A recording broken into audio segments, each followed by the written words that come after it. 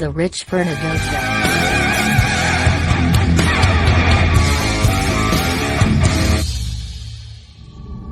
And on this episode of the Rich Vernadeau Show, a woman trucker describes accidents she has witnessed on the road over the years of driving long distances trucking.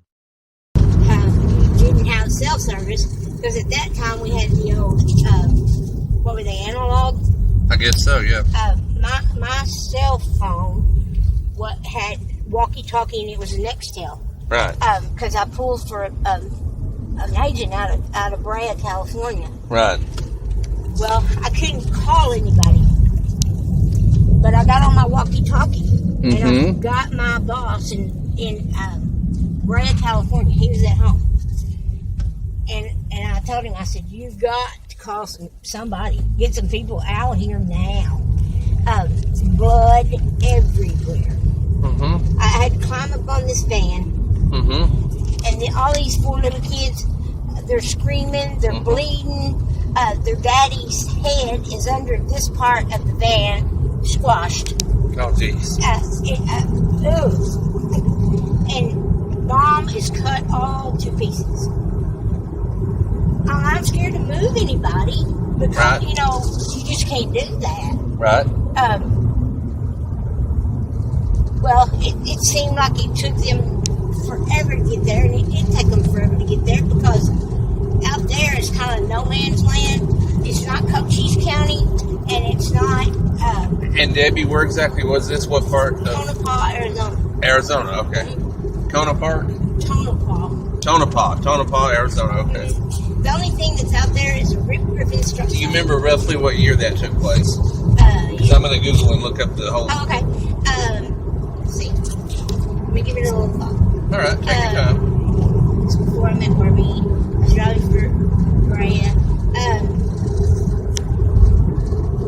I'm going to put it in the 95, 96 range, somewhere right in there. Okay, all right.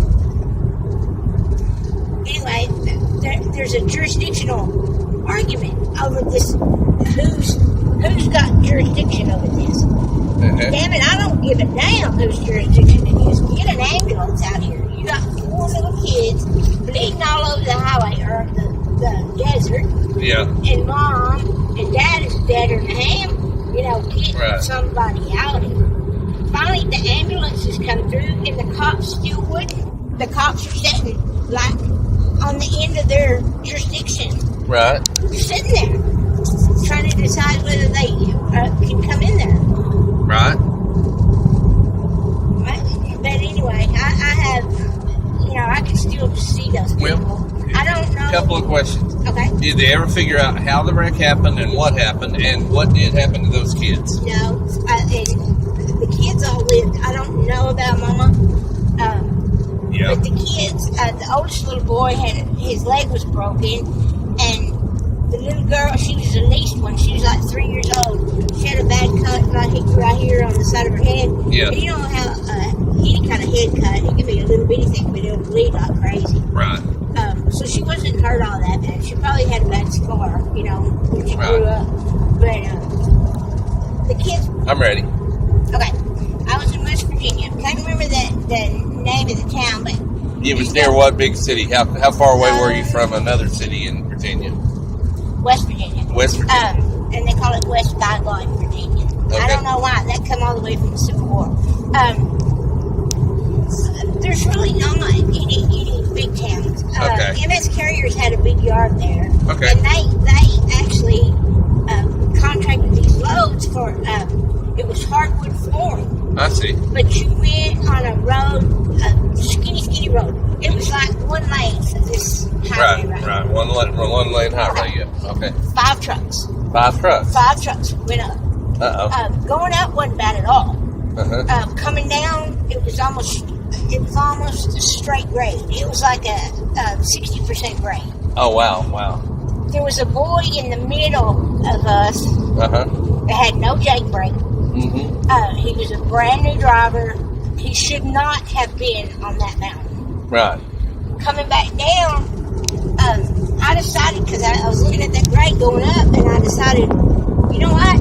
I'm going to hang back and let everybody get ahead of me. I wish I hadn't. When I started off, that little guy was about halfway down the mountain. It got hairy real quick, and then it got worse. He went off of the mountain. Oh.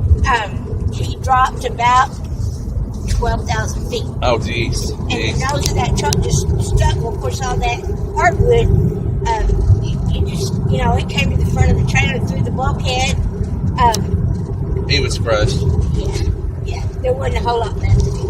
Right. But anyway, the next week, when I came through, I stopped at MS Carrier's yard to get my pay because I was an independent, Right. I stopped to get my pay, and that truck was sitting out there, and stupid me walked out there. That boy's tennis shoe and part of his foot was still stuck under the accelerator in Oh, the truck. geez. And it's haunted me all these years. I bet it has. And that would have been like in 1989, somewhere right in there. Wow. 89 or 90. Wow. Another one, Houma, Louisiana. Yeah. Coming out of the pipe yard in Lafayette. Mm-hmm. Going to do that, actually going to, what is that called? Bayou Labatt? No, that's over in Alabama. Anyways, as far as you can go, once you get to Dulac, you have to turn on the swamp road and go back in there, taking that oil fill pipe. But when they crossed the bridge in Houma, 2 trucks loaded way overboard.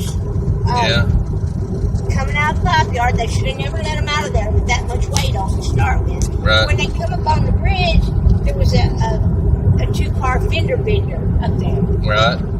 The boy in the front got stopped. The guy behind him couldn't stop.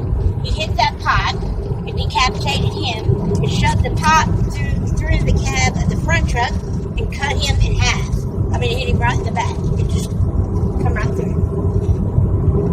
And I was coming the other way, coming back from there. And you see some of the god-awful things. That's haunting. Yeah, it is. Because you can't get away from it. Right. You're stuck until they clear the wreck. You got to watch them pull him back off that pipe and take that guy's head out and put it in a body bag. Oh, that's horrible. Yeah. And I mean, they weren't old guys. They had wives and families. That's just wow. Some of the stuff you run into.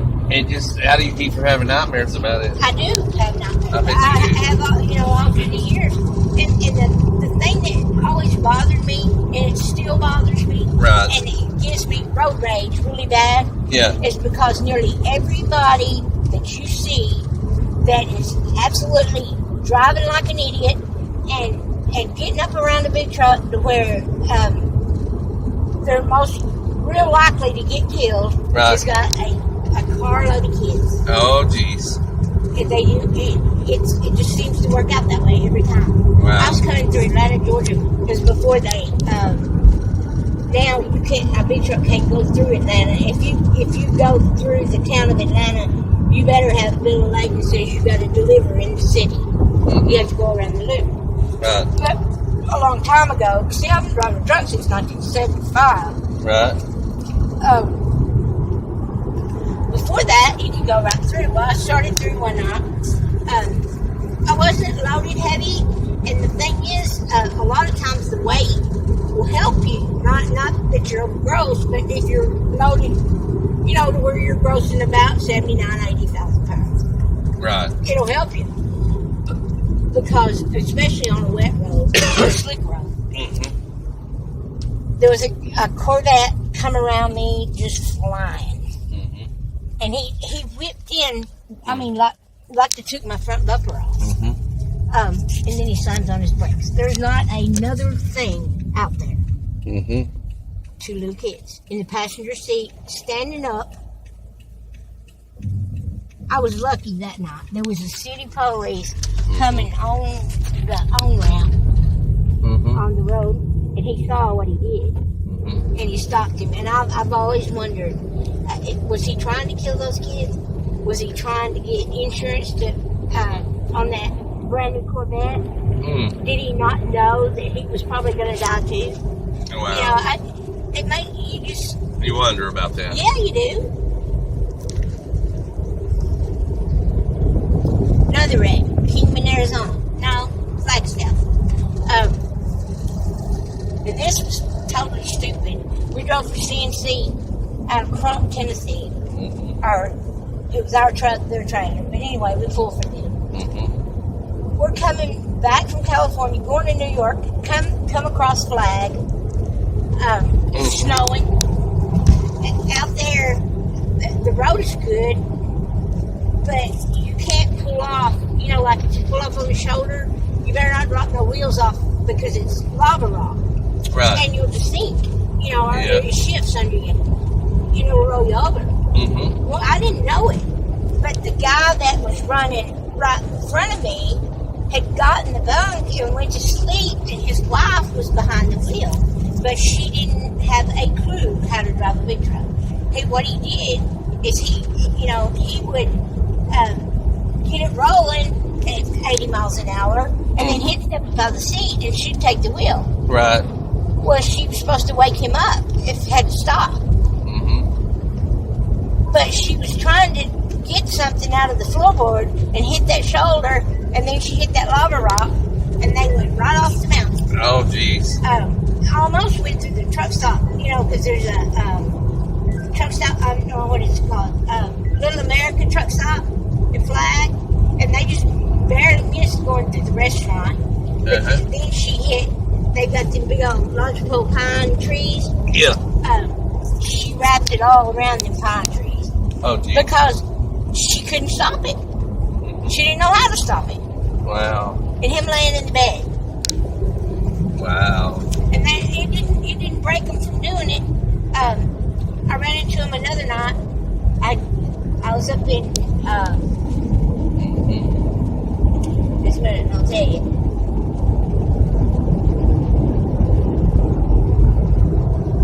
Pennsylvania. Yeah. Headed to Hunts Point Market in the Bronx, New York. Right. I come up on his truck and I said something to him, and she answered. I said, "Where's your better half?" "Oh, he's asleep." Where we was in the bed, and I told him, I said, "Look here, I don't mean to be rude to nobody, but I am not getting around somebody that don't know how to stop a truck. Because you don't know what's going to happen out there, Right. And he's down in Amarillo. When we come in Amarillo, I had to have fuel. And I said, "Lori, I got to get some fuel up here at the Metro." She said, "Debbie, I can't stop."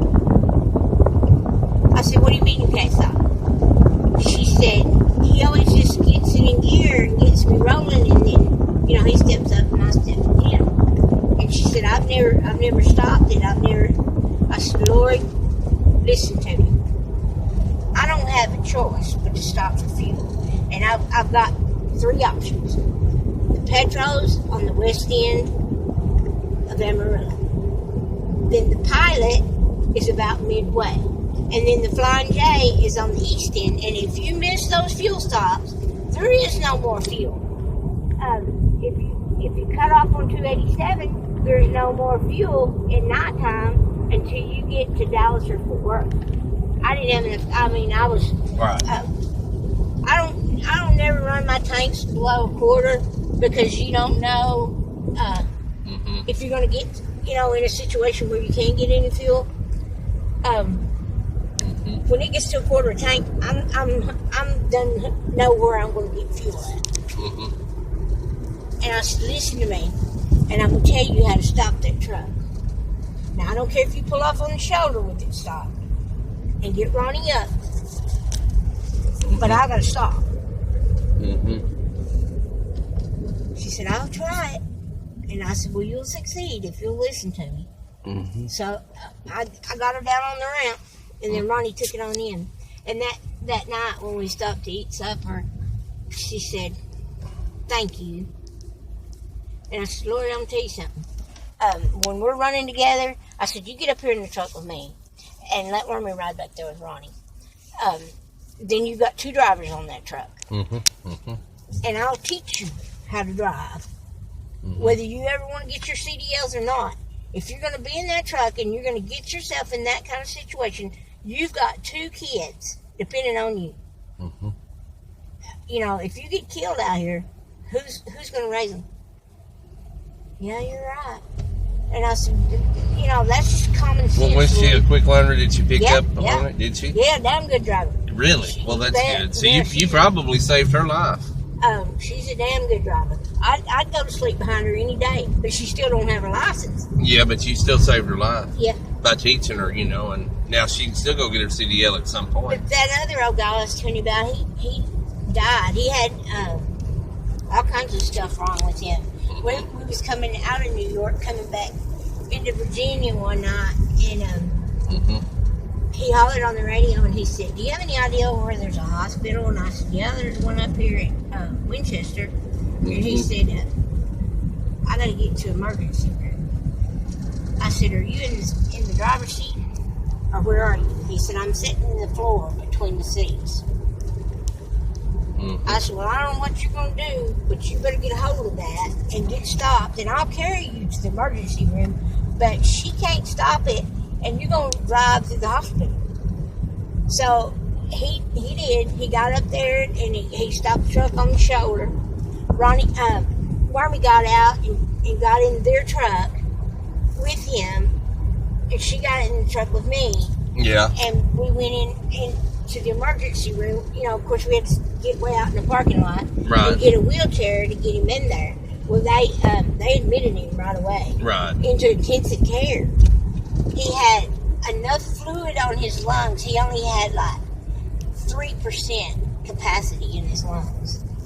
But he was one of them people that smoked that old crank stuff. Oh, God. And I know telling why he smoked cigarettes like 2-3 packs a day. And like it's going out of style. Yeah, he wasn't all that old or anything, but anyway, they pumped fluid off his lungs.